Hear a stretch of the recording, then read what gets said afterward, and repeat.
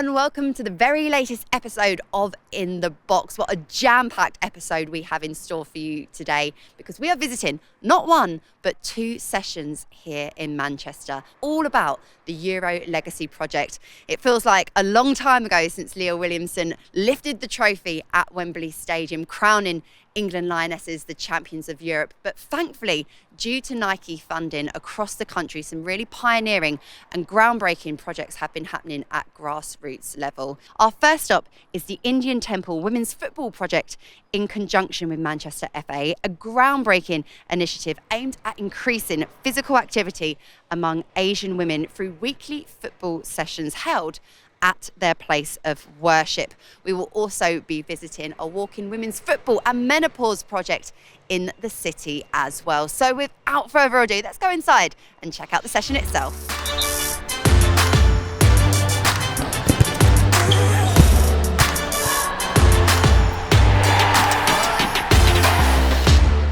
Well, there is no better place to start than alongside the two guests who join me now, Rachel and Nicole. Thank you so much for joining us on In the Box. First things first, tell us a little bit about your roles within the FA and the Manchester FA.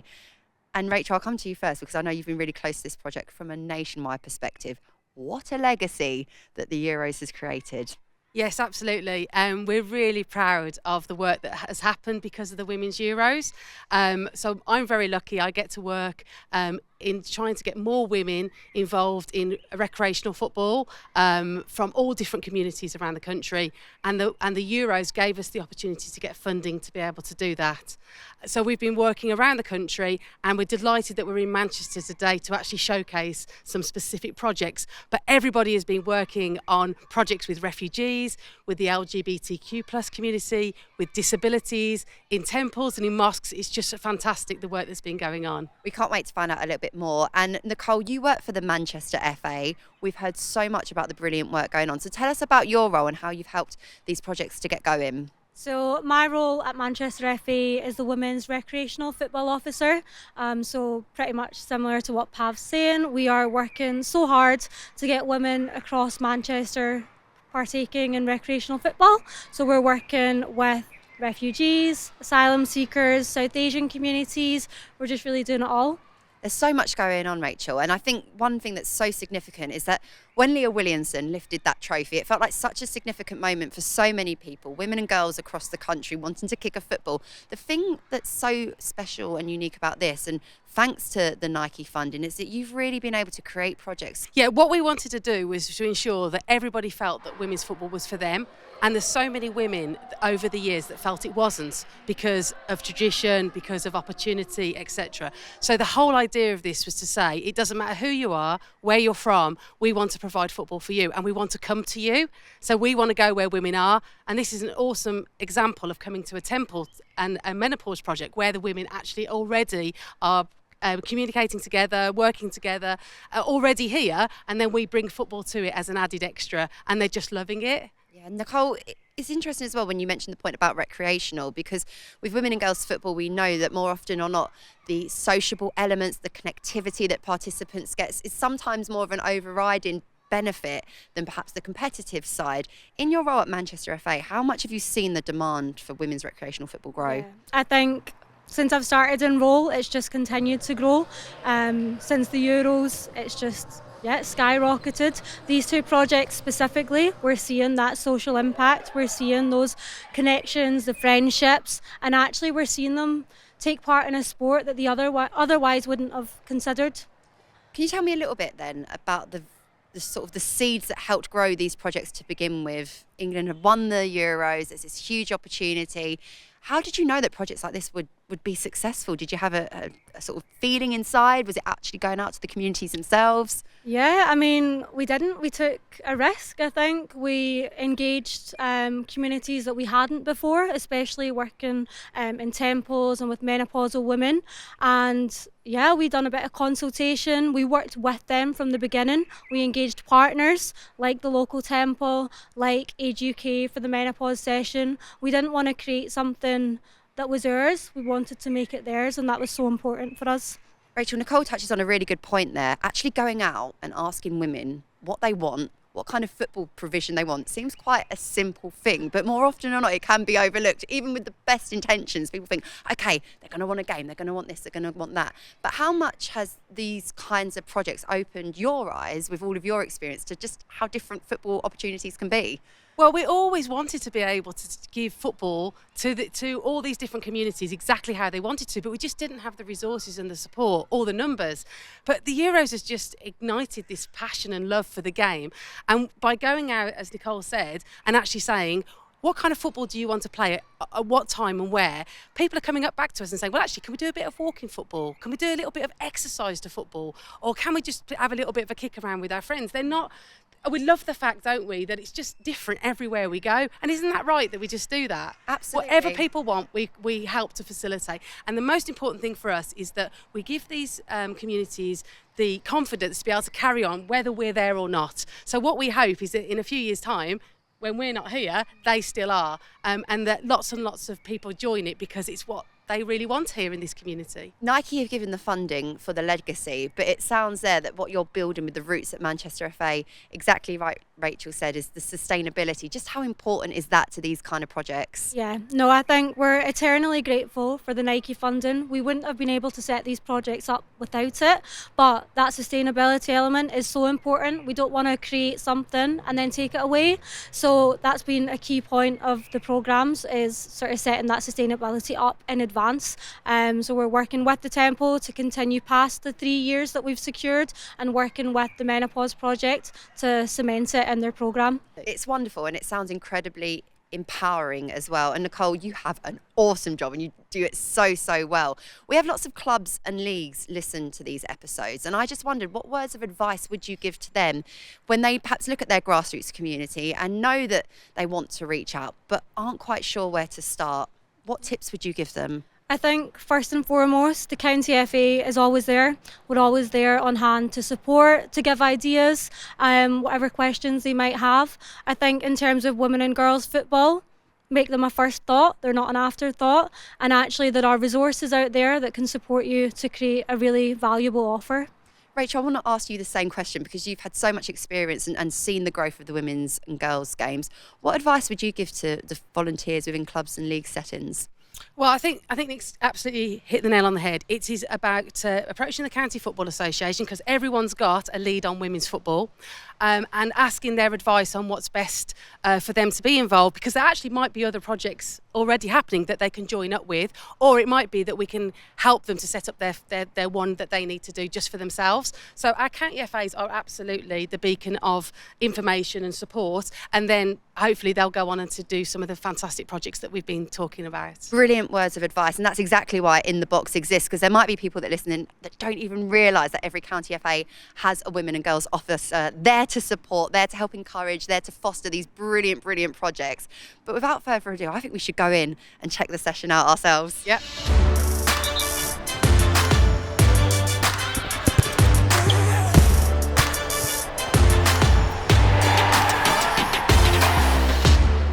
We have come inside. You can probably hear the noise behind us. The girls are having so much fun at their session. And alongside me now is James, who's played a key part in this partnership and bringing these sessions to life. James, thank you so much for joining us.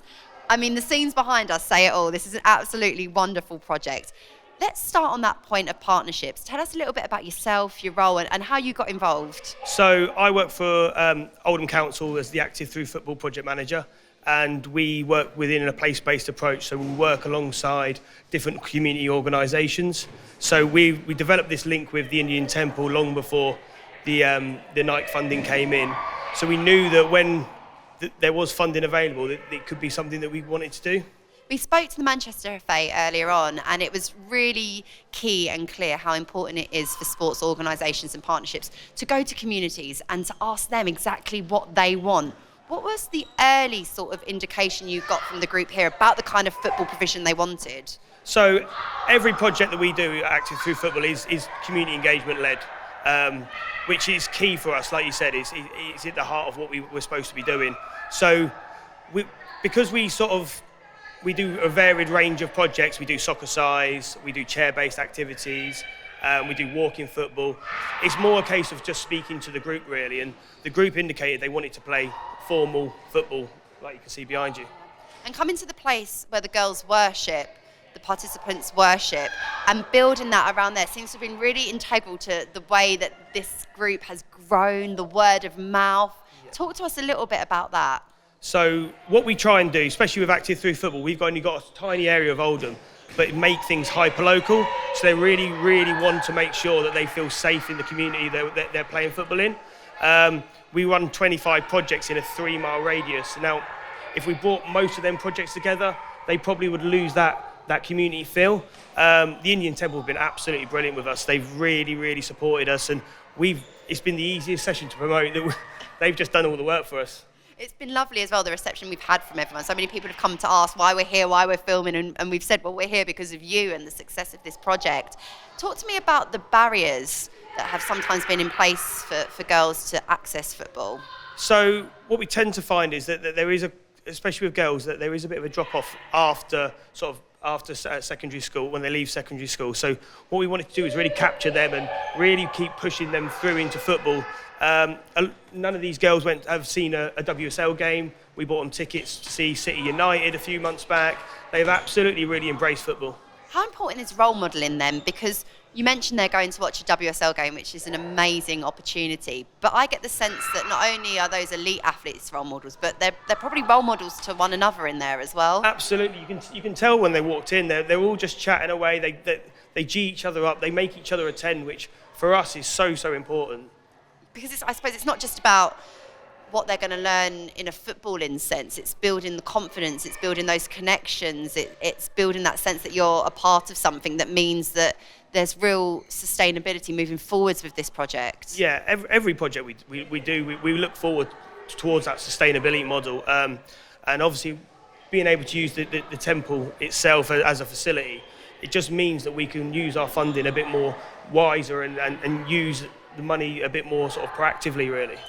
On that note, so you mentioned about using the money a bit more proactively. Having the Nike funding has obviously been really integral to this. What ways have you deployed the funding, perhaps a little bit differently to other types of projects like this? Oh, there's been a goal. So yeah, like I said, with the WSL game, that was the funding. We bought them a night kit so that they can now go away. So one of the big things was that they never actually played another game. So that some of the other temples have had football teams before, whereas Oldham have never had one. So they're going to now be able to go and play in football teams across Greater Manchester. And some people listening to this might not perhaps be aware of the significance of things like playing in a nice Nike kit. I even noticed you had the speakers on and the girls take control of the music. Yeah. Those little touches can make a huge difference in terms of the participation for women and girls. Yeah, and all credit goes to Emily, who runs the session, because she makes it feel really, really welcoming. She always brings music. She makes everyone feel welcome, and I think that's the key to keeping people in football. James, you've built a really good team of coaches. The girls are having a really, really good time. For volunteers listening to this who are parts of clubs and leagues across the country that want to set something like this up, what would be your one real key piece of advice to them? Go and speak to communities. Speak to communities, because we can sit here in council offices and pretend we know what communities want, but until we actually get out there on the ground and speak to them, we don't really know, and find out what they want and empower the community to take ownership over it. So the promotion, the sourcing of facilities. So if they are empowered to look after that session, the sustainability becomes quite easy. That's been a real key theme already in our visit here, is almost kind of using those ears, using those eyes, looking around and asking rather than assuming. And you've shown us anyway how to put on a fantastic, fantastic session. So we've spoken to everyone about how these sessions have started. I suppose we better talk to some participants. So I might wait for half time to do so and go and check it out. Now, whilst there is a temporary pause in today's session, I'm delighted to say that I'm joined by a couple of the participants, the players themselves alongside me. First things first, girls, introduce yourselves to the podcast. Hi, my name's Nisha. Hi, my name's Mansi. Now, today has been so much fun just to watch. One of the first impressions I got, though, was meeting you, and you had the Spotify on, you had the music going, and you've had a big smile on your face all day. Tell us just how much you love being a part of these sessions. It's just something I look forward to every single Tuesday, and then we were like, or should we make a football playlist to just like jam along to it? And we're like, yeah, let's get the team box on there and get a bit of 1D on there. And we were like, and we're just playing along. It's just good fun. It is good fun, and I've sensed that with all of you. But I just wanted to ask, had you played football before these sessions at all? No, never played football, not even at school or anything. But once we heard that there was a session going on here at Temple, I was like, yeah, I'll come and have some fun, do some exercise. But honestly, like Mansi said, I love coming every Tuesday. I always make sure I try and make it. Was it the same for yourself? Had you played any football before? I played football in school before and in secondary, and then I was like, just COVID came, I was just like, no exercise at all. We're just unfit running around the hall. But yeah, just come for a bit of fun in it. It's really interesting that you both said that either you hadn't played football before, you'd had a little bit of a pause. Was there any sense of perhaps being a bit nervous about coming to the session, or was it sort of made so welcoming from the start that any of that nervousness was kind of at the back of your mind? No, because we're all friends, so everyone, we all grew up with each other, so no nervousness at all. We just literally just having fun. And do things like playing the music at the very start of the sessions, I suppose, help make it feel a bit comfortable for anyone that might be feeling a bit nervous? Calms the awkwardness, silences out. Just like get the music on, then everybody just knows what it is. And as well as your exceptional music taste, I know that you've got some skills as well. So has it been nice coming to the sessions and obviously having the friendly side, but does it build your confidence up as well alongside your footballing ability? Yes, yeah. Having these sessions was really great because we got to play at Boundary Park, and honestly having these sessions before that was good because I was really scared going to Boundary Park and playing against another team.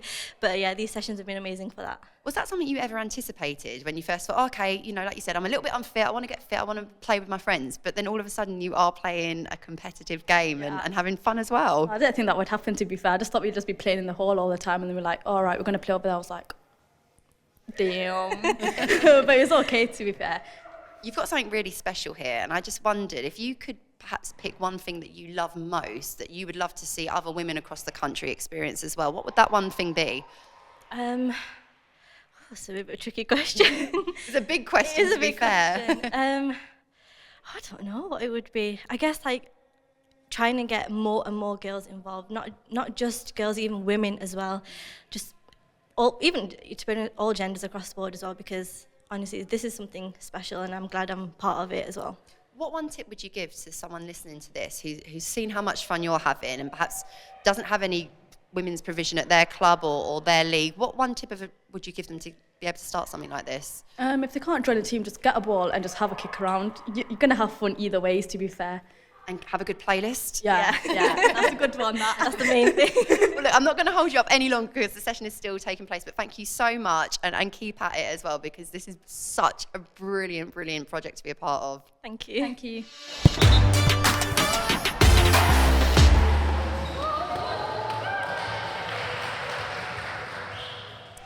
The full-time whistle is just about to blow here on what has been an incredible session to watch unfold. A brilliant project funded by Nike as part of the Women's Euros Legacy Project. Tomorrow, we're off to find out more about another project here in Manchester. This is a women's walking football project, also based around the menopause. It is going to be fascinating. And if it's anything like this, a lot of fun as well. So let's go and find out more.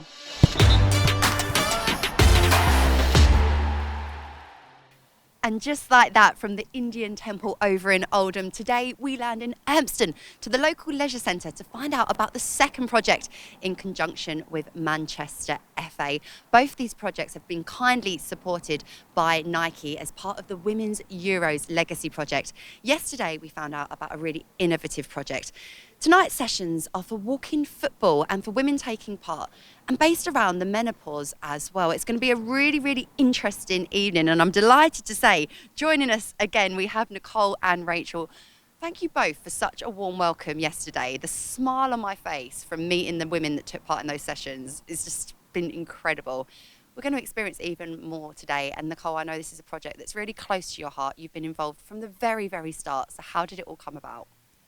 Originally, we were working with AGK Trafford to set up a menopause walking football session, and it evolved from there. We found out about the Nike funding and thought it would be a great opportunity to expand the session and reach even more women experiencing the menopause. So we just took it from there. We done some consultation with the community, found out what they wanted, when they wanted it, how they wanted it, and that's where we are today. Rachel, when we spoke yesterday, you mentioned about how the Nike funding has helped the FA and helped local partners across the country to be able to engage with historically underrepresented groups. And what I think is really special about this is the way it's targeted for women who are slightly older and those affected by the menopause, which, quite frankly, for a very long time has had some odd taboos around it as well. It's refreshing that a project like this is helping support those women. Yes, absolutely. And as someone who is actually that age, it's really important that we talk about the menopause. We at the FA are doing a lot of work around that, both internally with our own staff, but also externally as well. And we want women to feel that they have a place in our game at whatever age and stage that they are. So it's super that this project is going so well. Nicole, how did you use the insight when you took those consultations with the community? Because it seems to me there's a really nice cycle of asking, listening, and then producing, and I think that there's a lot that can be learnt for clubs and leagues across the country around that. Yeah, definitely. The first thing that we learned was what barriers these women were facing, and we tried to create a programme that tackled those and broke those down. So looking at things like lack of social support, low motivation to be physically active, and those were the real drivers of the project. Following that, we were in open communication consistently throughout the programme, checking in, making sure it was still working, and could anything be better. Rachel, we've seen 2 fantastic projects here in Manchester, but I know that this Nike funding has helped with lots of projects from across the country. So tell us a little bit more about some of them. Yeah, there's some super ones going on, and we really targeted the Women's Euro host cities. So you've got projects like working with the LGBTQ plus community in Brighton. We've got a fantastic pan-disability football project in Hampshire, alongside some work in mosques with women's football in Hampshire as well. Walking football is a really big project in Lancashire. We've got masses of recreational women's football festivals in Sheffield. And then there's a super partnership between Middlesex FA and QPR to do work around refugee and asylum seeker women as well. So the breadth is fantastic, and we're so proud of those projects, and they're just a few that are happening. The breadth is so impressive. But what is equally coming across, Nicole, is the depth and the roots. We've spoken about sustainability yesterday. I just wanted to ask you, though, about the partnership with a leisure centre, because, again, it's a really different, out of the box, even though we're in the box, setting that creates opportunities, and in this case, creates opportunities for women. Definitely. I think originally we were looking at exit strategies from the very beginning. We wanted to embed that sustainability from the beginning. Move actually contacted us. They were really keen to expand it. They were seeing the impact. So those in higher positions, they were witnessing, on the ground what was happening, and they wanted to be a part of it. So it was a really great partnership.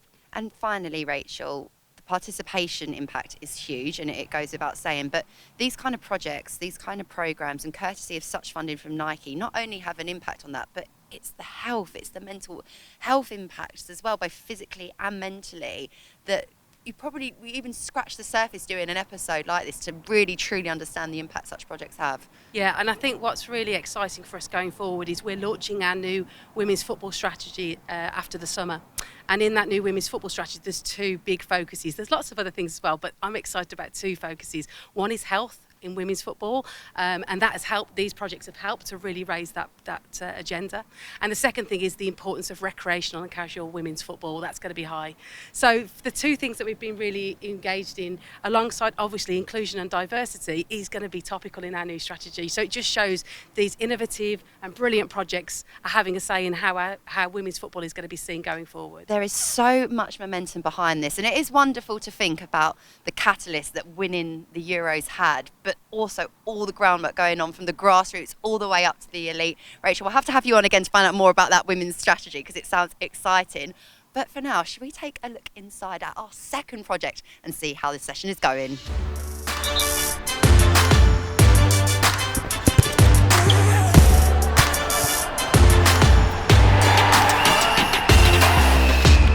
One thing we love on In the Box, and that is a hat trick. And I'm delighted to say that I have a hat trick of guests alongside me, and it's a family affair as well. Ladies, thank you so much for joining us on the podcast. Problem.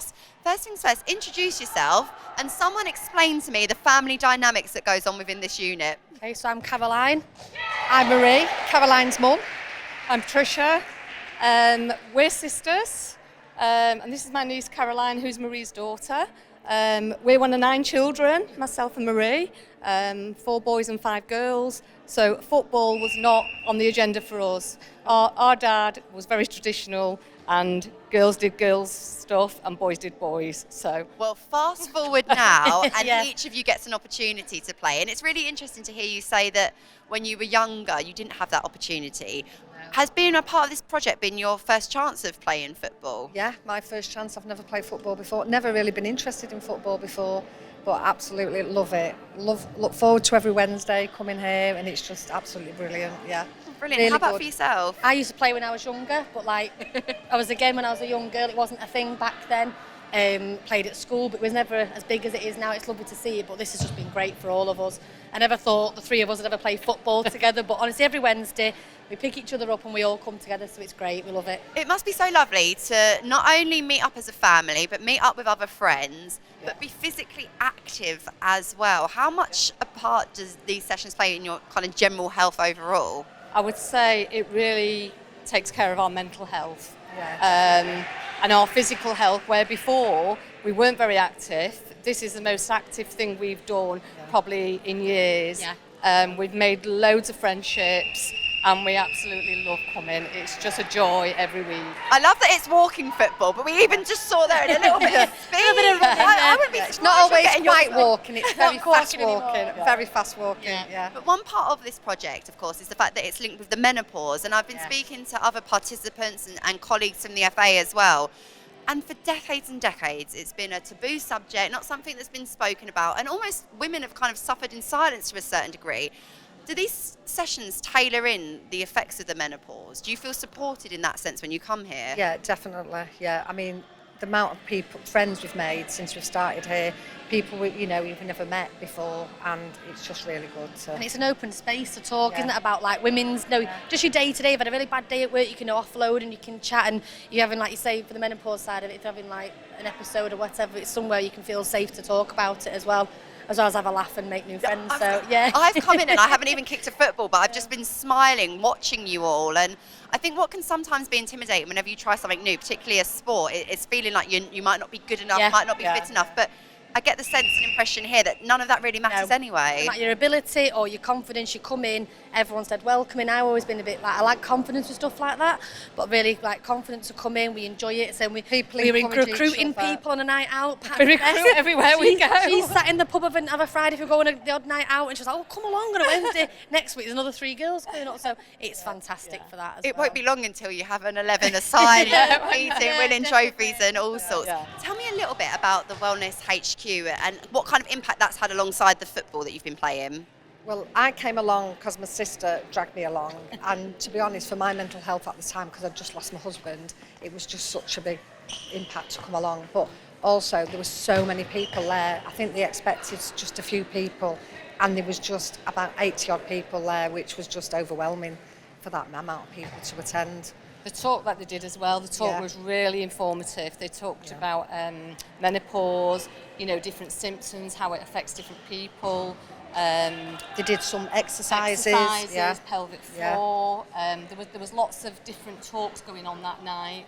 And it was just good because, like Caroline said, there was loads of different people from different backgrounds as well. It's so refreshing as well to hear that the subject of menopause is being spoken about, because I don't know about the 3 of you, but growing up alongside another whole raft of women's health issues, well, often or not it's really hard to find the information. So actually, perhaps using football as the tool to unlock helps you learn even more. Yeah. And even for me coming along, as I say, I did walk in and say, why have you dragged me here, sort of thing. I don't need to be here. But I heard football and thought, oh, this sounds great. And it's been like good for me to see like obviously what's to come as well, and not be so worried about it, because for over the years people got menopause think, oh my goodness me, I'm not looking forward to that. And actually it's made it less of a taboo subject and easier to talk about as well. So yeah, it's been honestly the best thing. As my mum said, losing my dad last year quite suddenly was a big thing, and this has really helped us, hasn't it? Really, really helped us for mental health, something to focus on each week, and we love it, don't we? Absolutely love it. A lot of volunteers listen to this podcast that are involved in clubs and leagues and so on. I wanted to ask each of you really to share a piece of advice, because football clubs want to serve like their local community. They want to get more women involved, particularly women like yourselves. So what tip would you give them? And I'll come to you first. Be brave. If it's something you've not done before, just give it a try. Sometimes it's really hard doing new stuff on your own, but I hope we inspire just by showing you what we've done. I was one person when, then my sister joined, then Caroline joined, and like we've said, we've recruited other friends. Yeah. We've got friends from work who come, and if you are going through the menopause, what we've found, or I've found, is that actually this is a really good space where you can talk about how you're feeling. You can get tips off other women, how they've managed their symptoms, you know, even encouraging somebody to go to the GP. Yeah. You know, all those things, that is what our group does. Amazing. We're a community, you know, and like you say, we just keep building. All So of that it's coming really from good. one football session is just It so is, it's impressive. great. What piece of Absolutely. advice would Just you don't, give? don't be afraid to come along because everyone's so welcoming, Yeah. to be fair. Yeah.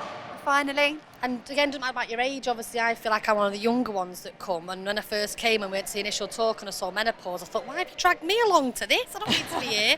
But actually it's great because we've got such a mixture of different work, different lines of work, walks of life, everything. Everyone's got a different story to tell. And we can tailor, because sometimes if someone's not feeling great or the knees are at you know, we'll say, do you want to just go in goals tonight? Yeah, you know, really so we good. can tailor Yeah. to everybody's needs. So even if you just want to come and watch for the first few times, that's really good. fantastic stuff. Well, look, thank you so much. And if there are any clubs out there with sisters in their base, Yeah, that's the key. join it. That's the key. Get the sisters together and start playing. Now we've come inside to the sports hall within the Leisure Centre facility here to talk to our next guest. Now on this podcast we have spoken about the importance of the Nike Partner Club network, and Rachel alongside me plays a very integral part local here to this project within the area of Manchester. So Rachel, tell me a little bit about yourself and the role that your club plays within this wonderful project. I'm Rachel Robinson. I have been with AFC Urmston Meadowside, which is a Nike affiliated club, for 7 years now. I first started there as admin. 7 years ago I took on a coaching role with the under fives, and we ran the first ever under fives for the club. I'm happy to say that we've got 60 odd children in that squad still to date. So yeah, the club is a community club. We're a club for all. The ethos is that community spirited and making sure everyone can play football. It's so interesting that you started your volunteer journey 8 years ago doing admin, and since then have progressed into coaching, an award-winning coach as well. Tell us about that before we move on. So 2 years ago I was Manchester FA's Coach of the Year for youth, and I also won National Coach of the Year for youth. Absolutely honoured to have won that, but I think it comes back to I'm quite keen on keeping the sessions fun and engaged, and I really do live by the club's ethos and drive that forward through the team. You clearly have a huge passion not only for your club but within youth football as well. This project is aimed for women and around the menopause, and I think it's a really interesting project coming out of the legacy of the Euros, because more often than not, when we think about the England Lionesses, we think about their success having an impact within the school environment for younger players. It's really nice to think that there's not a forgotten generation as well as part of this. Yeah, I think that's huge. Manchester FA reached out to us to see if we would work with them on this project, and straight away we was like, this is something amazing, because there's a lot of women my age and above that, you know, we were never allowed to play football, so to have the opportunity now to play walking football, which hopefully will then hit the note with them and they'll be able to go further and perhaps they play football or even coach. It's just really nice to see, and I think they've got their own little community group now and that support social network. So yeah, it's fascinating, it's brilliant. Rachel from the FA was telling us earlier on that there's more research, there's more funding going into understanding sort of the health impacts of the menopause. What barriers do the women that come to these sessions find that this project kind of has alleviated, that's removed out of their way so that they can participate and enjoy? I think it's probably the biggest thing is the stigma of football. I think there's probably women that were thinking that they might get tackled, they might get hurt, they won't be fast enough, they won't be fit enough. But I think this project, and Nicole's been great at bringing everybody in, making a really welcoming place where they can can do it at their own pace, and the multiple ages, different abilities, but they're all really positive and supportive, and I think that's why it works. It's really nice to know that the Manchester FA reached out and that there's so many different partnerships. The Nike funding, of course, playing a good part in that. What's really interesting as well, though, is it's not just about the session. There's an educational piece around this too. Can you tell us a little bit more about that? Yeah, the original sort of thing that kick-started this, Jess Hawkins ran a sort of women football and menopause, and how it can help us through to being active and staying fit. So yeah, there was a whole workshop on that which engaged multiple people in the community, and on the back of that, the numbers of walking football have just gone through the roof. Oh, it's so good to see.